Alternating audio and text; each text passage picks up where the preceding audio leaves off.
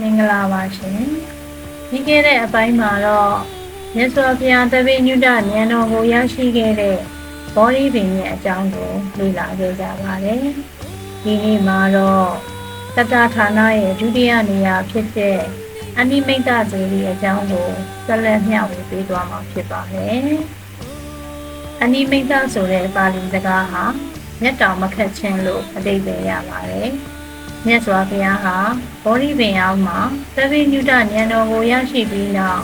ဒုတိယသီတင်းပတ်အတွင်းမှာဘောဓိပင်ရဲ့အရှေ့မြောက်ဘက်မှာရက်တော်မူပြီးမျက်တောင်မခတ်ပဲဘောဓိပင်ကို9ရက်တိုင်တိုင်ကြည့်ရှုတော်မူခဲ့တယ်လို့သိရှိရပါတယ်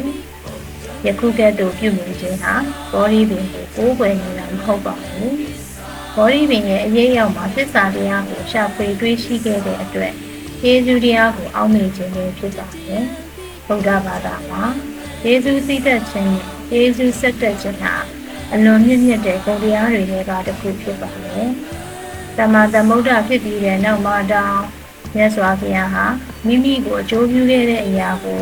နှိမ့်ချော်ခြင်းမရှိခဲ့ပါဘူး။ဒါဟာကျမတို့အတွက်လည်းအလွန်အရေးကြီးတဲ့သင်ခန်းစာတစ်ခုဖြစ်ပါတယ်။ဒီနေ့ဗုဒ္ဓဂယာကိုရောက်ရှိရင်အနိမိတ်တဇေဒီဟာမဟာဗောဓိဇေဒီရဲ့မြောက်ဘက်အနားမှာတည်ရှိပါတယ်။ဘုရားဘူးတွေဟာဒီနေရာမှာခဏရက်ပြီးမြတ်စွာဘုရားရဲ့ယေရှုသိတတ်တဲ့စိတ်ဓာတ်ကိုအောက်မေ့ကသိစိတ်စွာဆုတောင်းတရားထိုင်ပြီးရှိကြပါတယ်။ဒီနေရာဟာကြီးကျယ်ခမ်းနားတဲ့အဆောက်အအုံတစ်ခုမဟုတ်ပေမဲ့ယေရှုတရားရဲ့အဓိပ္ပာယ်ကိုသင်ပေးတဲ့သမိုင်းဝင်နေရာလေးတစ်ခုဖြစ်ပါတယ်။အနိမိတ်တဇေဒီကကျမတို့ကိုပြောပြနေတဲ့အဓိကသင်ခန်းစာကတော့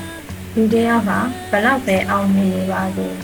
မိမိအတွက်အထောက်အကူပြုခဲ့တဲ့ယေရှုရှင်လေးကိုမမေ့ရောသေးပါဘူး။ဒါကြောင့်ဗုဒ္ဓဂယာကိုဘုရားဖို့ရောက်တဲ့အခါ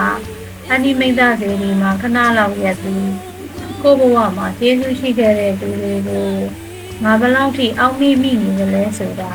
ပြန်လည်ဆင်ခြင်ကြည့်မယ်ဆိုရင်ဒီဘုရားဖို့ကြီးလေးဟာဘိုးကြီးလေးတွေပြည့်စုံလာမှာဖြစ်ပါလို့ရှင်။နောက်ပိုင်းမှာတော့မြတ်စွာဘုရားသိဉာဏ်လျှောက်တော်မူခဲ့တဲ့ရတနာသိဉာဏ်အကြောင်းကိုဆက်လက်မျှဝေပေးသွားပါမယ်။သိရှိပေးတဲ့အတွက်လည်းကျေးဇူးများကြီးတင်ပါတယ်။ကိုယ်စိတ်နှပြကျမ်းမာကြပါစေရှင်။နောက်ထပ်ဗုဒ္ဓဂယာနဲ့ပတ်သက်တဲ့သမိုင်းတွေဘုရားဘူးနေရာတွေကိုဆက်လက်မျှဝေပေးသွားမှာဖြစ်လို့ like and follow လေးလုပ်ထားဖို့မမေ့ပါနဲ့ရှင်။ဗုဒ္ဓဂယာဘုရားဘူးကြီးရှင်များနဲ့ပတ်သက်ပြီးကြီးရှင်နည်းနည်းတင်နေဆို comment box မှာမြင်နိုင်ပါတယ်။ကျေးဇူးတင်ပါတယ်ရှင်။